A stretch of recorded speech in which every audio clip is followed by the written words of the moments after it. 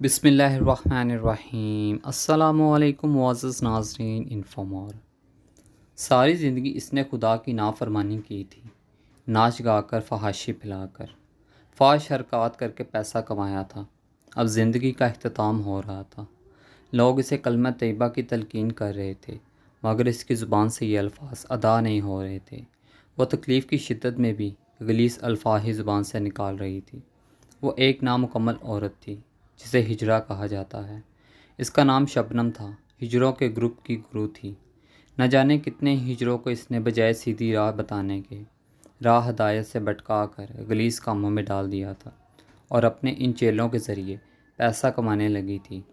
ہائے افسوس کہ بینک میں پڑے کروڑوں روپے جو اس نے ناچ کر کمائے تھے، وہ اس کی زندگی نہیں بچا پا رہے تھے۔ یہاں تک اس کی دی گئی تربیت کے مطابق اس کے چیلے اسے مرتا ہوا چھوڑ کر کسی فنکشن میں جانے کی تیاری کر رہے تھے۔ محض ایک نئی ہجرہ لڑکی اس کے سرہانے بیٹھی آنسو بہا رہی تھی اور اس کی تکلیف محسوس کر رہی تھی۔ شاید وہ کسی نیک والدین کا خون تھی، اور والدین نے زمانہ کے ڈر سے اسے ان لوگوں کے حوالے کر دیا تھا۔ جب سب لوگ چلے گئے اور وہ نو عمر ہجرہ لڑکی اکیلی گرو کے پاس رہ گئی، تو اس نے گرو سے پوچھا کہ ایسا کون سا گناہ ہے جو آڑے آ رہا ہے اور تمہاری زبان پر کلمہ طیبہ جاری نہیں ہو پا رہا؟ ورنہ اللہ تعالیٰ تو بہت مہربان ہے، وہ رب تو قارون تک کو معاف کرنے کے لیے راضی تھا۔ اس رب نے تو ان لوگوں کو بھی ہدایت بخشی تھی جو اس کے محبوب نبی کریم صلی اللہ علیہ وآلہ وسلم کو ستایا کرتے تھے۔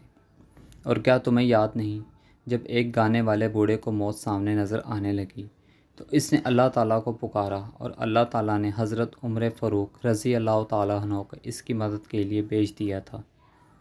وہ رب فقط اس گناہ کی وجہ سے جو تم ناچ گانا کرتی ہو تمہاری پکڑ کیسے کر سکتا ہے، جو اتنا رحیم و مہربان ہے۔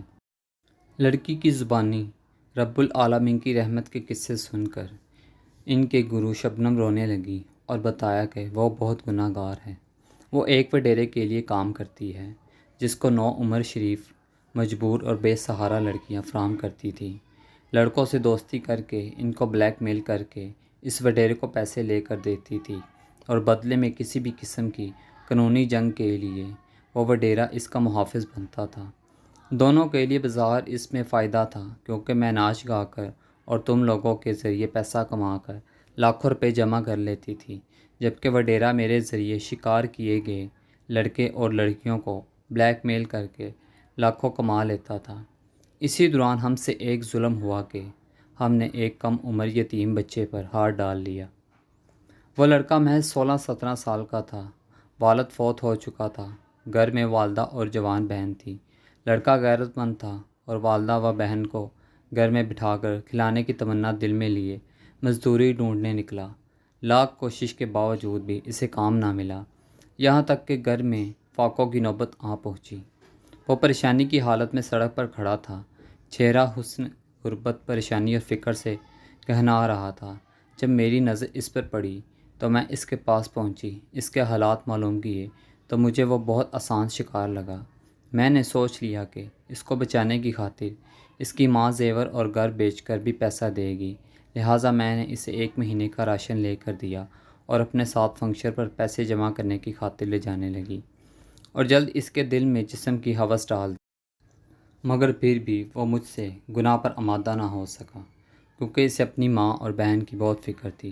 جب وہ کسی طور پر قابو نہ آیا تو میں نے اس پر چوری کا الزام لگا کر وڈیرے کے ذریعے گرفتار کروا دیا اور اس کے گھر والوں سے 3 لاکھ کا مطالبہ کر دیا۔ چونکہ گھر سے 3 لاکھ روپے دینے کی گھر والوں کی حیثیت نہ تھی اور بیٹے کو چھڑانا بھی ضروری تھا، لہٰذا اس لڑکے بہن نے گردہ بیچ کر بھائی کو چھڑانا چاہا۔ گردہ بیچ کر پیسے لے لیے اور ہم تک پہنچا دیے۔ ہم نے وہ لڑکا بھی واپس بھیج دیا، مگر اس کی بہن محض 3 دن بعد مر گئی۔ جب اس لڑکے کی بہن مر گئی تو چند دن بعد وہ دونوں ماں بیٹا روتے دھوتے میرے پاس آئے اور مجھے بد دعائیں دینے لگے۔ میں نے اسی وقت وڈیرے کو بلوا لیا اور وڈیرے کے گنڈوں کے ساتھ مل کر دونوں ماں بیٹے کو مار مار کر ادھمرا کر دیا۔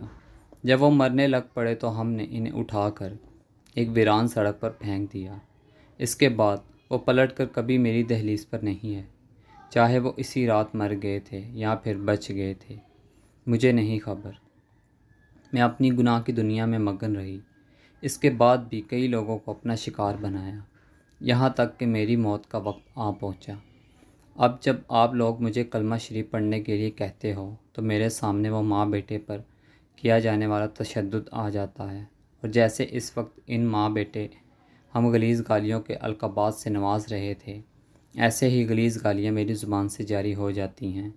میں بھی کلمہ شریف پڑھنا چاہتی ہوں، مگر میرے اعمال مجھے نہیں پڑھنے دے رہے۔ میں مرتے وقت تمہیں نصیحت کر رہی ہوں کہ یاد رکھنا، باقی ہر چیز کی معافی ہو سکتی ہے، البتہ کسی مظلوم، مجبور، بے کس پر کیے گئے ظلم کی کوئی معافی نہیں، اور اس ظلم کی سزا اس دنیا میں بھی ملتی، آخرت میں تو ملے گی ہی ملے گی۔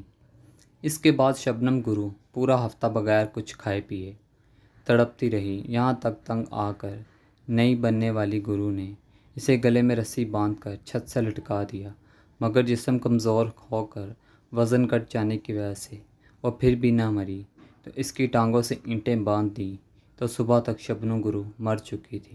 تھینکس فار واچنگ انفو مور، ملتے ہیں نیکسٹ ویڈیو میں انشاءاللہ، تب تک کے لیے اللہ حافظ۔